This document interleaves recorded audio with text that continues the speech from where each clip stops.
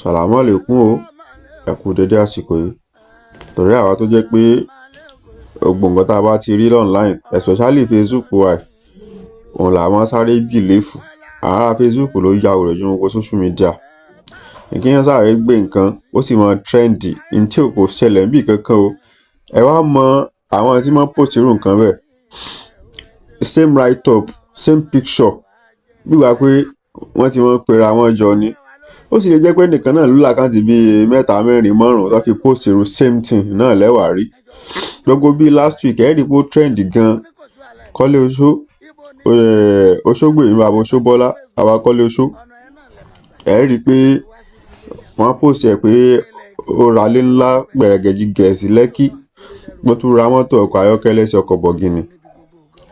Gbogbo last week ní sàn trend káàkiri làwọn èèyàn náà kọ́kàn congratulation. Wọ́n wò pé ṣé ẹ̀yin èèyàn yẹ̀ tí mọ àwọn ará blogger orí Facebook ní látọjọ́ ẹ̀. Nígbà tí Sanku náà kú níjó ní kò pẹ́ láti bí ọ̀sẹ̀ kan sígbà yẹn rí Sanyeri bought multi-million mansion for Sanku's mother. Kíní kan Kunle afford bought multi-million car for Sanku's brother. Kíní kan Fẹ́mi Adébáyọ̀ open multi-million studio naira for Sanku's brother. Kíní ọdún Adékọ́lá open multi-million restaurant for Sanku's sister. Kí ló dé? Torí ẹ̀yin tẹ́ ẹ máa sáré bìlífù lórí àwọn nǹkan tẹ́ bá ti rí, ẹ máa ṣọ́ra online.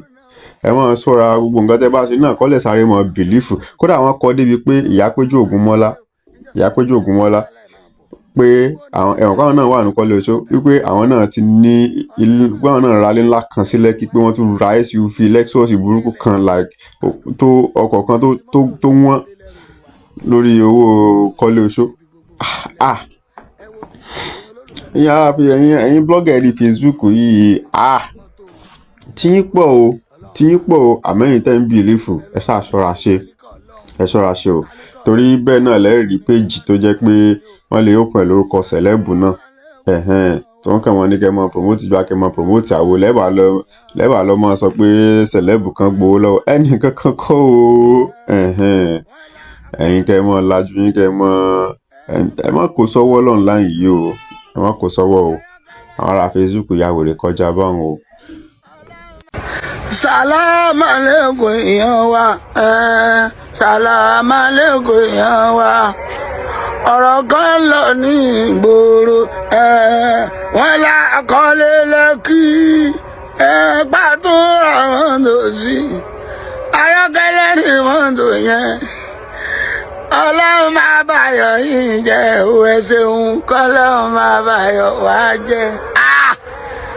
Ẹ̀yin ọ̀rẹ́ wa lórí Facebook ẹ gbóná o, kí ló dé?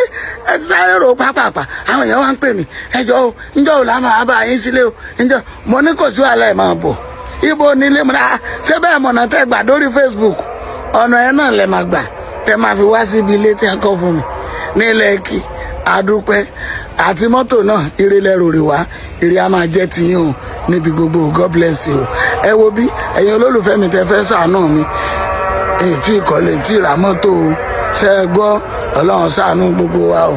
À ń bẹ lọ́run sí nínú tálíkà Ọlọ́run bùkátà Ọlọ́run ní Ọlọ́run ń tọ́jú mi o.